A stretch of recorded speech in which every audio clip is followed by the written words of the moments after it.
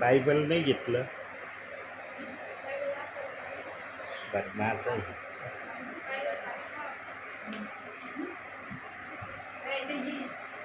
धर बाळा.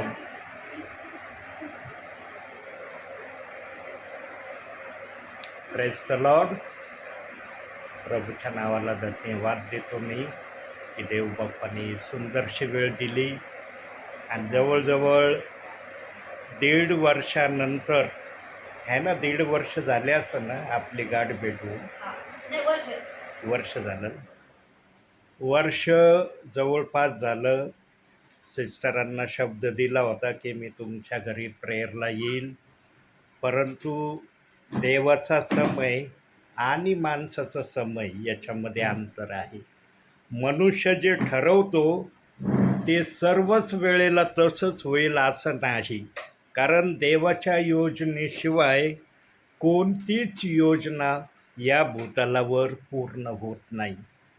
1 वर्षानंतर साधारणतः देवबाप्पाने मला दाखवलं आज की तुला आज देसवंडीला प्रेयरला जायचं आहे.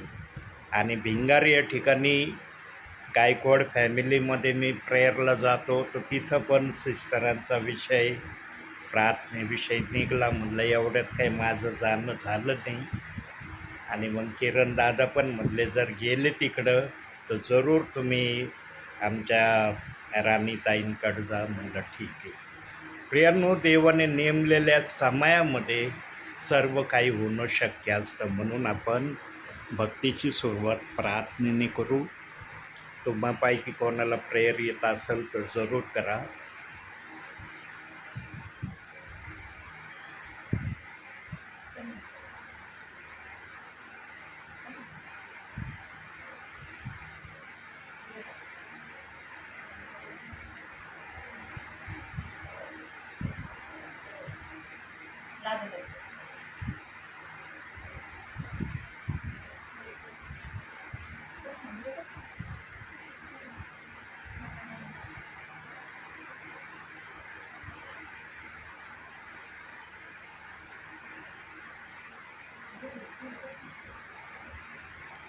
प्रार्थना करा कोणाला येत असेल तर.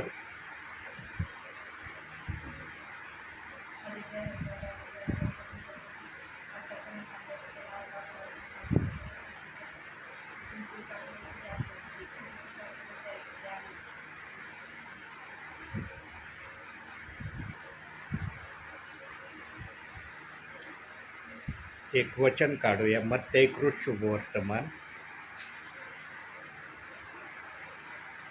19वा अध्याय 30वे वचन. एक 10 मिनटं आपण वचनातून बघूया, मग प्रार्थना करू. 30वे वचन. परंतु जे पहिले ते शेवटले आणि जे शेवटले ते पहिले असे पुष्कळ जणांचे होते. प्रियांनो, बायबलमध्ये अंतिम समयामध्ये या वचनाच्या द्वारे देवबाप माझ्या मुखातून बऱ्याच परिवारामध्ये बोलत आहे. आणि या वचनावर बरेच संदेश देवबाप्पाने माझ्या मुखातून प्रगटही केले आहेत. पण आज पहिल्यांदा या वचनाच्या द्वारे संदेश सुरू होत आहे. संदेशामध्ये या वचनाचा उपयोग देवबाप्पाने जिथं त्याला आवश्यक वाटलं त्या ठिकाणी या वचनाच्या द्वारे विश्वासणाऱ्यांशी देवबाप बोललेला आहे. पण आज या तुमच्या घरामध्ये या वचनाच्या द्वारे देवबाप्पाने संदेशाची सुरुवात केली. प्रियांनो, देवबाप्पाला सर्व गोष्टी करण्याची मान्यता आहे. देवबाप्पाचा आत्मा कोणत्याही ठिकाणातून कोणतीही गोष्ट आपल्या विश्वासणाऱ्यांना स्वर्गात येण्यासाठी बोलतो. देवाचं वचन विश्वासणाऱ्यांना स्वर्गात येण्याच्या अनुषंगाने देवबाप सांगतो. आता ऐकणारे त्या वचनाप्रमाणे किती घेतात आणि करतात हे त्यांच्यावर अवलंबून आहे.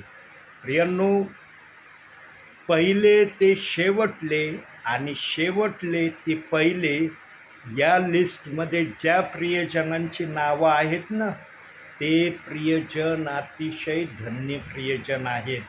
त्यांना थोडक्यात जर वधस्तंभावरचा उजवीकडचा चोर ज्या प्रकारे येशू ख्रिस्ताच्या शब्दाने आशीर्वादित होऊन सुखलोकात गेला ना प्रियांनो, त्या लेवलचंच या अंतिम समयामध्ये जे शेवटले ते जे पहिले होणार आहे त्यांच्यासाठी ही मान्यता आहे. पण प्रियांनो, या मान्यतेला मान्य केल्यावर काही गोष्टी आमच्या जीवनामध्ये आम्ही करणं गरजेचं आहे. केवळ ऐकलं आणि न करण्याच्या प्रक्रियेमध्ये स्वतःला ठेवलं, मग ऐकण्यामध्ये आणि करण्यामध्ये जे अंतर देवबाप्पाने याकोबाच्या पत्रामध्ये 2ऱ्या अध्यायात सांगितलं ना, त्याप्रमाणे आमच्या जीवनामध्ये काही होऊ नये. आम्ही वचनाप्रमाणे सर्व गोष्टी करण्यामध्ये स्वतःला तयार ठेवण्याचा नेहमी प्रयत्न करणारे असलं पाहिजे. आज सकाळी किती जणांनी बायबलचं एखादं तरी वचन वाचलं? कोणाला म्हणता येईल प्रभूच्या उपस्थितीमध्ये की सकाळी उठल्यानंतरपासून इथं प्रेयरला बसण्या अगोदरपर्यंत बायबलचं एक का होईना वचन मी वाचन केलं आणि त्याच्यावर माझी भोळी बाबडी 2 शब्दाची प्रार्थना जी काय मला करायची ती मी देवबाप्पाला केली? कुणी वाचलं बायबल? नाही. आता आणखी दुसऱ्या ॲपोजिट विचारतो, सकाळपासून इथं प्रार्थनेला बसण्या अगोदरपर्यंत किती जणांनी जेवण केलं नाही? म्हणता येईल की मी जेवण केलं नाही? सर्वजण म्हणते ना आम्ही जेवण केलंय, पण आम्ही बायबल वाचन केलेलं नाही. प्रियांनो, अंतिम समयामध्ये तुम्हाला गोल्डन संधी देवबाप देत आहे की अंतिम समयामध्ये तरी तुम्ही बायबल वाचण्याकडं लक्ष देणं गरजेचं आहे. बायबल आहे तुमच्याकडं? ओके. प्रियांनो, सामूहिकरित्या संध्याकाळच्या वेळेला या घरामध्ये किंवा तुमचं खाली घर असेल तिथं सर्वजण एकत्रित या. कोणतंही नवीन करारातून एखादा पॅरेग्राफ म्हणा किंवा एखादं वचन म्हणा, किंवा जर तुम्हाला वेळ असला तर एखादा अध्याय म्हणा नवीन कराराचा वाचन करून तुम्ही जी काय भोळी बाबडी प्रार्थना करताना ती प्रार्थना तुमची स्वर्गात जाण्याचा तुम्ही रस्ता चांगला बनवित आहात हे त्या प्रार्थनेने तुम्ही प्रभू परमेश्वराला दाखवणार. पण आज कित्येक परिवार संध्याकाळच्या वेळेला प्रार्थना करत नाही. प्रियांनो, पूर्वी असा समय होता हर परिवार दिवसातून 2दा का होईना सकाळी आणि संध्याकाळी सामूहिकरित्या एकत्रित येऊन प्रार्थना करणारे असायचे. पण आजच्या समयामध्ये प्रियांनो, मनुष्य एवढा व्यस्त झाला आहे किंवा मनुष्याने स्वतःला इतकं व्यस्त केलं आहे की त्याला सर्व करायची आवड आहे, पण देवाचं कार्य म्हटलं की त्या ठिकाणी किंतु परंतुचे कारण आहे. प्रियांनो, ज्या देवाने आमच्या नाकपुडीत श्वास ठेवला आहे ना, त्या देवाचा आम्ही सन्मान करणं गरजेचं आहे. जर आम्ही सन्मान नाही न करत त्या देवाचा, तर देव आम्हाला वरती गेल्यावर जर त्याने विचारलं की पृथ्वीवर तुला मी इतके आयुष्य जगवलं आणि माझ्या दरबारात येण्यापर्यंत तुला मी सांभाळलं, किती वेळेस तू बायबल वाचित होता आणि प्रार्थना करत होता, त्यावेळेला काय उत्तर देईन आमचा आत्मा? प्रियांनो, आम्हाला देवाच्या दरबारामध्ये देवाला उत्तर देण्यासाठी काहीतरी शब्द आमच्याजवळ असले पाहिजे. इथं बुद्धी पळवाट काढते बरं का, बुद्धी कारण सांगते, हे कारण आहे ते कारण आहे, अशामुळं मला देवाच्या सान्निध्यात येता आलं नाही. पण स्वर्गामध्ये गेल्यावर जो तुमच्या शरीरात आत्मा आहे ना, जो श्वास देव बाप्पाने नागपुडीमध्ये मातीच्या पुतळ्यात फुंकला आणि मनुष्य देहधारी झाला, जिवंत झाला, तो आत्मा देव बाप्पाला देवासमोर खरं बोलेल. आणि कोणत्याही आत्म्याने कोणत्याही विश्वासणाऱ्याविषयी हे उद्गार काढू नये की हा जगामध्ये सर्व करत होता, पण देवाचं जेव्हा कार्याचं नाव यायचं त्यावेळेस तो देवाच्या कार्यामध्ये हलगर्जीपणा करण्याचा फार प्रयत्न करत होता. कोणत्याही आत्म्याने कोणाच्याही शरीरातून हे उद्गार देव बाप्पाला काढू नये, ही देव बाप्पाची इच्छा आहे. म्हणून मजसारख्या सेवकांना आपल्यापर्यंत देव पाठवित आहे. होतं का माहीत ताई मी येणार आहे? कारण माझा देवबाप मला सांगतो फोन करून जायचं नाही, अचानकपणे जायचं. कारण आमचा प्रभू पण आम्हाला घेऊन जाण्यासाठी येणार आहे. फोन नाही करणार मी निघलो स्वर्गातून तुम्ही रेडी राहा म्हणून. अचानकपणे येणार आहे. जे तयार दिसतील त्यांना लगेच आपल्याबरोबर घेऊन जाणार आहे. जे तयार दिसणार नाहीत, आता तयार म्हणजे कसं, आता काही जणांना वाटून तयार म्हणजे कसं का प्रभू येण्याच्या अगोदर आम्ही प्रार्थनेत बसलेलं दिसलं तर आम्ही तयार आहोत असं प्रभूला वाटन का? हा तयार होण्याचा अर्थ नाही प्रियांनो. तुम्ही 24 तासामध्ये एकदा का होईना देव बाप्पाचं एक वचन जर वाचलं आणि तुमची भोळी भावडी प्रार्थना तुम्ही जशी पण देवाला केली ती आहे, तुम्ही प्रभूसाठी तयार होतात किंवा तुम्ही तयारीत आहात प्रभूच्या येण्याच्या. पण तुम्ही जर बायबल वाचन केलं नाही, प्रार्थना केली नाही, तर देव बाप्पाला म्हणता येईल का तुम्ही तयारीत आहात म्हणून प्रियांनो, आजच्या दिवसापासून आज संध्याकाळी तुमच्या परिवारामध्ये कुठं पण या ठिकाणी किंवा खाली सर्वजण एकत्रित यायचं, बायबलचं नवीन कराराचं एक का होईना वचन वाचायचं आणि जशी ताईंनी शॉर्ट आणि स्ट्रीटमध्ये प्रार्थना केली अशी भोळी बाबडी प्रार्थना जरूर करा. आजपासून देव बाप्पाला दिसू द्या की तुम्ही देवाची आठवण करणारे त्याचे प्रिय लेकरं आहात. प्रियांनो, देवबाप या गोष्टीची विश्वासणाऱ्याकडून प्रत्येक समयाला आशा धरतोय. आम्हाला प्रत्येक समयाला देवाच्या सान्निध्यात बसता येणार नाही. का बसता येणार नाही? कारण देवाने जो शाप दिलेला आहे ना काम करण्याचा, ते काम केल्याशिवाय आम्ही आमच्या जीवनामध्ये जगू शकत नाही. काम केलं तर पैसा भेटतो, काम नाही केलं तर काय भेटणार आहे आम्हाला? आदाम जेव्हा पाप त्याने नव्हतं केलं तेव्हा त्याला काम करायची गरज नव्हती. प्रभू परमेश्वर स्वतः त्यांना एदेन बागेमध्ये सर्व काही त्यांना खाण्याच्या वस्तू ठेवलेल्या होत्या. फक्त एका फळाविषयी देवाने आदामाला सांगितलं होतं, त्या झाडाला हात लावू नको, त्याला शिवू नको आणि त्याचं फळ खाऊ नको. पण आदामाने एवढीशी क्षुल्लक गोष्ट प्रभू परमेश्वराची ऐकली नाही.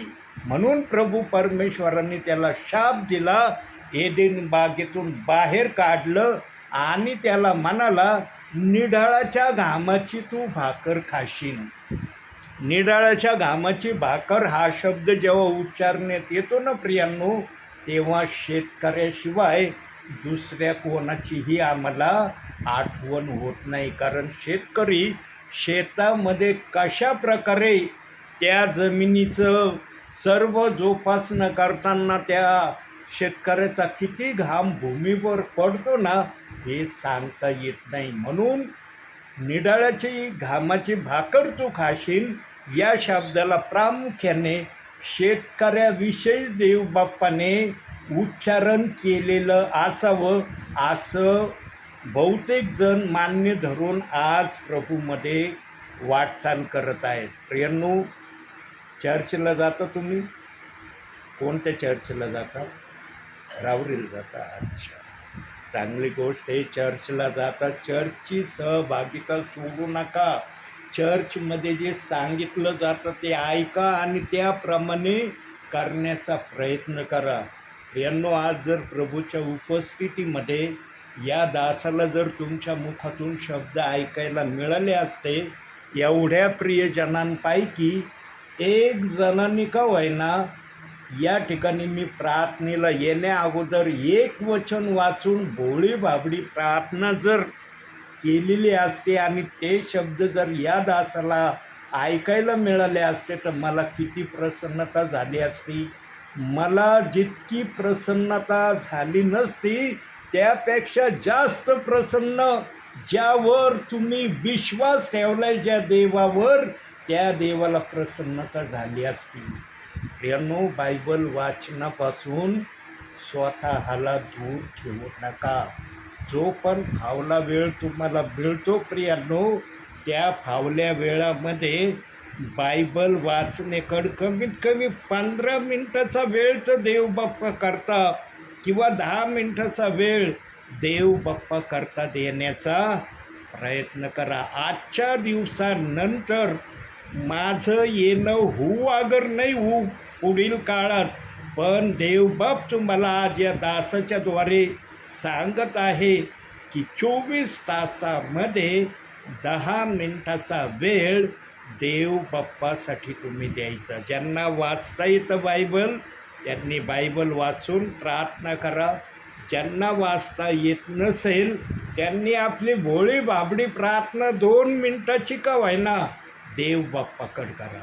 प्रियांनो, या जर प्रक्रियेमध्ये तुम्ही प्रभू येईपर्यंत जर प्रभूला दिसले ना, समजून घ्यायचं तुमचं स्वर्गात जाणं देव बाप्पाने निश्चित केलं आहे. जरी तुम्ही शेवटच्या समयामध्ये, अंतिम समयामध्ये या प्रार्थनेच्या संदेशामध्ये जे काही ऐकत आहात ते ऐकल्यानंतर तुम्ही करणारे त्याचे विश्वासी प्रियजन जरी असले तरी तुम्हाला देवबाप स्वर्गात घेण्यासाठी कोणत्याही प्रकारचा हलगर्जीपणा दाखवणार नाही. पण जर तुम्ही आजचा निरोप ऐकल्यानंतरही जाऊ द्या, असे किती काही पाळक येतात, आम्हाला सांगून जातात, आम्ही आमच्या मनाने वागू, आमच्या मनाने करू, कारण आम्ही विश्वास ठेवला आहे आणि आमचा विश्वास आम्हाला सांगत आहे की माझं स्वर्गात जाणं होणार आहे. प्रियांनो, जर विश्वासाच्याद्वारे आमचं स्वर्गात जाणं जर होणार असतं तर मग देव बाप्पाला बायबल द्यायची गरज होती का? एवढं मोठं बायबल का दिलं आहे आम्हाला? काय कारण आहे बायबल देण्याचं? कारण याच्यामध्ये देवाने आपल्या मनातल्या इच्छा आमच्यासाठी सांगितल्या. सर्व प्रकारच्या इच्छा या बायबलमध्ये सांगण्यात आल्यात की तुम्ही काय करणारे असावे, तुम्ही कसे वागावे, कोणत्या गोष्टींनी तुम्ही देवबाप्पाच्या राज्यामध्ये येण्यासाठी स्वतःला तयार करावं. हर प्रकारची वचने या बायबलमध्ये आहे. म्हणून प्रियांनो, तुमच्याकडं पूर्ण बायबल नसेल तर पुढच्या वेळेला मी पूर्ण बायबल पण तुमच्यासाठी आणीन. जर नवीन करार असेल तर नवीन करारामधून एक वचन, एक पॅरेग्राफ आजच्या दिवसानंतर वाचन करून सर्वजण प्रार्थना करणारे व्हा, ही देवबाप्पाची तुमच्या प्रती इच्छा आहे. म्हणून प्रियांनो, शेवटी एक वचन वाचू आणि मग आपण या ठिकाणी मी थांबत आहे. याकोबाचं पत्र याचा 1 अध्याय आणि 22 वचन. दाखव बाळा, मी काढून देतो.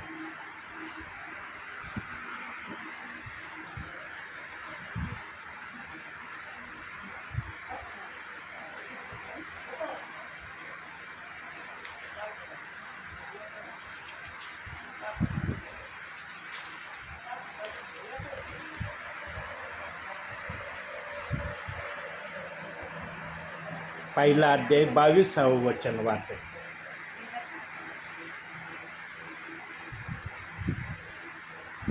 इथं असन 22 वचन. वचनाप्रमाणे आचरण करणारा असा, केवळ ऐकणारे असू नका, आशाने तुमची फुलवणूक होते.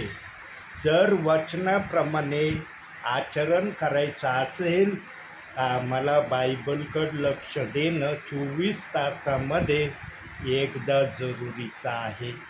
जर आम्ही 24 तासामध्ये बायबलकडे एकदाही लक्ष दिलं नाही तर तुम्हाला म्हणता येईल का मी वचनाप्रमाणे आचरण करणारा आहे? म्हणून प्रियांनो, आजच्या दिवसानंतर तुमच्या परिवारामध्ये ज्यांना बायबल वाचायचं असेल, बायबल वाचायची कोणाला बंदी नाही. ज्यांना वाटन की मला वाचायचं आहे देवबाप्पाचं वचन, ते वाचू शकतात. पण बिना बायबलचं वाचन करण्याविना आजच्या दिवसामध्ये ज्यांना समजदारपणा देवबाप्पाने दिला आहे त्यांनी बायबल वाचल्याशिवाय राहू नये. हे लहान लहान मुलं जे आहेत ज्यांना समज नाही ते देवाच्या सान्निध्यात आहे. जे लहान असतात ना ते देवाच्या कृपेमध्ये असतात. पण जे समजदार असतात ना प्रियांनो, आपण नाही का म्हणतो हे समजदार झालेत, हे नासमज आहेत. प्रियांनो, जे नासमज आहेत त्यांनी बायबल वाचलं नाही, केवळ प्रार्थनेला बसले तरी देवबाप त्यांच्या त्या कृतीला देवाची आज्ञा मान्य करतो. पण जे समजदार आहेत त्यांनी कमीत कमी एक वचन, एक पॅरेग्राफ आणि जर वाटलं तर एक अध्याय तर कमीत कमी 24 तासामध्ये वाचणं गरजेचं आहे. स्वर्गामध्ये जाण्यासाठी आम्हाला या ठिकाणातून काहीतरी तयारी करणं गरजेचं आहे.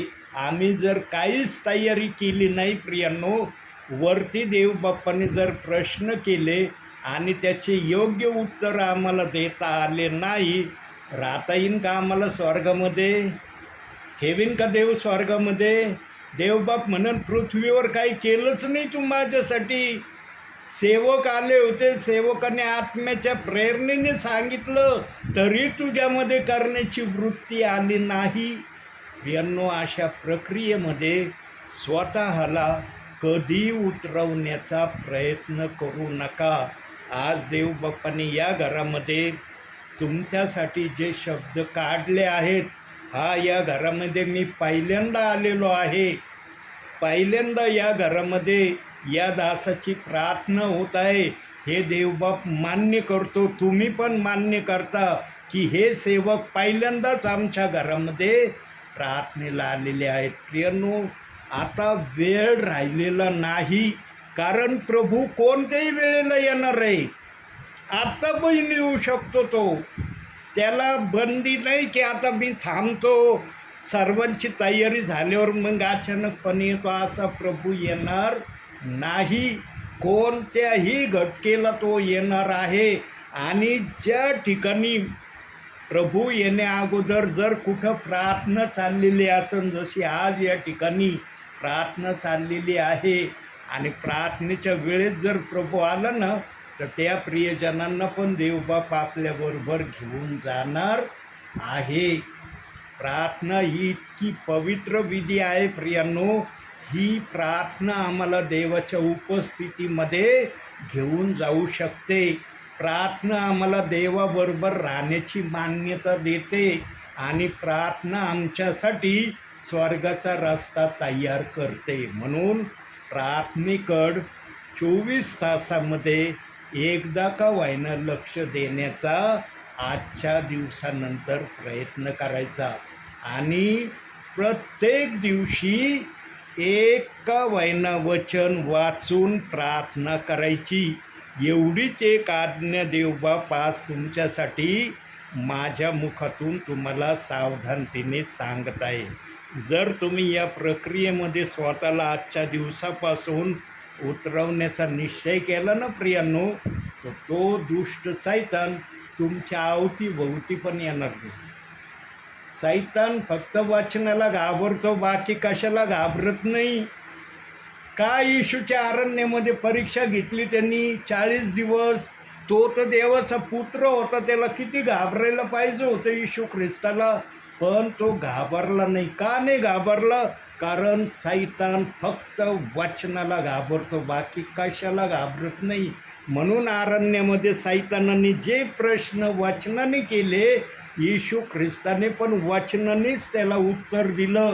आणि मग येशू ख्रिस्त म्हणला, निघून जा माझ्याजवळून. तेव्हा सैतान त्याच्यापासून निघून गेला. प्रियांनो, तुम्ही वचनामध्ये राहिले ना, तर तुम्ही जीवनामध्ये आहात.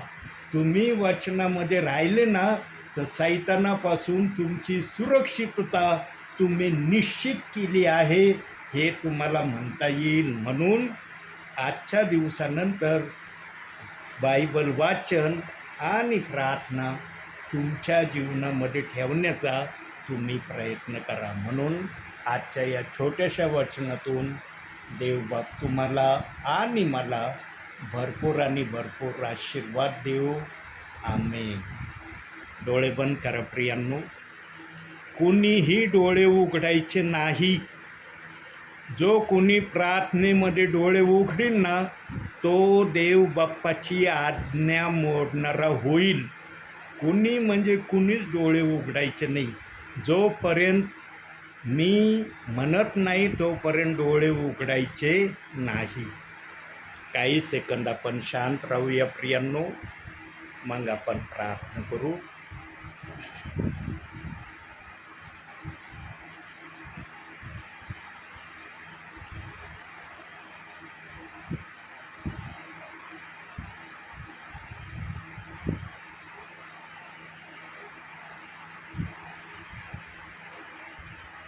उठाते हैं तेरा नाम, तेरी स्तुति करते हुए घुटनों पर हम आकर करते हैं तुझसे प्रार्थना. उठाते हैं तेरा नाम, तेरी स्तुति करते हुए घुटनों पर हम आकर करते हैं तुझसे प्रार्थना. मिलकर हम गाए प्रभु की स्तुति हो, मिलकर हम गाए हालेलुया, हालेलुया, हालेलुया, हालेलुया. आएगा मेरा यीशु हमें लेने एक दिन,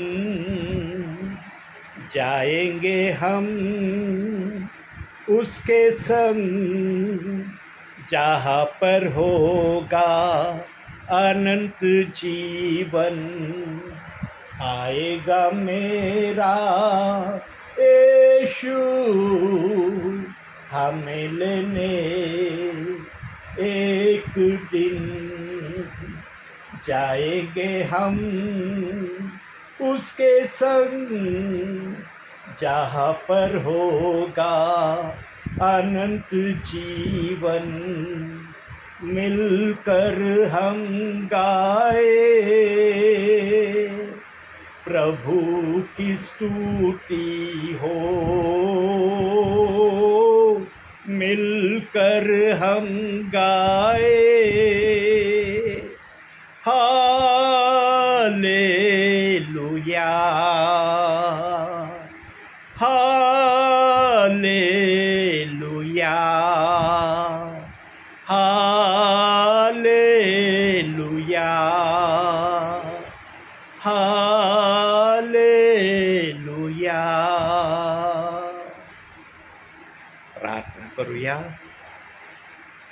स्वर्गीय बापा, तुझ्या नावाला धन्यवाद देतो, तुझ्या नावाला उंचावतो. मान, महिमा, गौरव, सन्मान, स्तुती तुला देतो माझ्या बापा. तुझा जय जयकार करतो, तुला उंचावितो, तुला स्तवितो माझ्या बापा. स्वर्गीय बापा, आज आमच्या बहिणीच्या परिवाराची तू अद्भुतरित्या भेट घेतलेली आहे माझ्या बापा. तुझ्या दासाला दाखवल्याशिवाय तुझा दास कोणत्याही ठिकाणी जात नाही माझ्या बापा. आज तुम्हाला दाखवलं या ठिकाणी येण्याविषयी, आणि तुझ्या शब्दाच्या पुढं मी कधीही जात नाही माझ्या बापा. तू मला जे करायला सांगतो ते मी केल्याशिवाय राहत नाही, कारण मला माहीत असतं की माझ्या जिवंत देव बाप्पाला आज प्रत्येक विश्वासणाऱ्यांची भेट घेण्याची इच्छा झालेली आहे. आणि जेव्हा देवबाप कोणत्याही गोष्टीची मान्यता देतो तेव्हा ती गोष्ट झाल्याशिवाय राहत नाही. आज देवबाप्पाची इच्छा होती या परिवारात येऊन आपल्याशी बोलायची वचनातून. थोडक्यात का होईना देवबाप आज वचनातून आपल्याशी बोललेला आहे. स्वर्गीय बापा, आजचं वचन जे यांच्यासाठी तू पाठवलेलं आहे ते वचन यांच्यासाठी आशीर्वादित कर. आणि आजच्या दिवसानंतर माझ्या बापा, हे तुझ्या इच्छेप्रमाणे वागणारे तुझे विश्वासी प्रियजन तुझ्यासमोर तुला दिसावे अशी दया आणि कृपा यांच्यावर कर. येथे जेवढे बसलेत प्रियजन माझ्या बापा, लहान थोर, त्या सर्वांना प्रभू मी तुझ्या पवित्र हातात देतो. सर्वांना आशीर्वाद दे. सर्वांच्याद्वारे तू उंचावला गौरवीला जा अशी मी तुला प्रार्थना करतो. प्रभूची शांती या जागेत राहो. या घरातल्या तेला मिठा पिठाला आणि सर्व वस्तूंना तू आशीर्वाद दे माझ्या बापा. या घराच्या सभोवती तुझे दूत यांच्या रक्षणासाठी सदैव तू उभे कर अशी ही प्रार्थना करतो. आज आपल्या दासाला या ठिकाणी येऊन वचन सेवा आणि प्रार्थना दोही सेवा करण्याची पुन्हा एकदा तू संधी दिली, यासाठी धन्यवाद. मान, सन्मान, गौरव सर्व माझ्या बापा मी तुला देतो. धन्यता अर्पणारा प्रभू येशू ख्रिस्त याच्या प्रिय आणि गोड नावानं मागतो, म्हणून तो ऐक माझ्या बापा. आमेन. बोला आमेन. हे आमच्या स्वर्गातील बापा, जे राज्य सर्वात असे तुझे इच्छेप्रमाणे आमची रक्षक आणि जसे आणि आम्हाला स्पर्श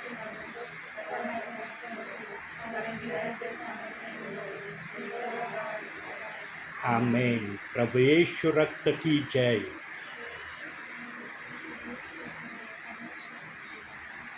आमेन.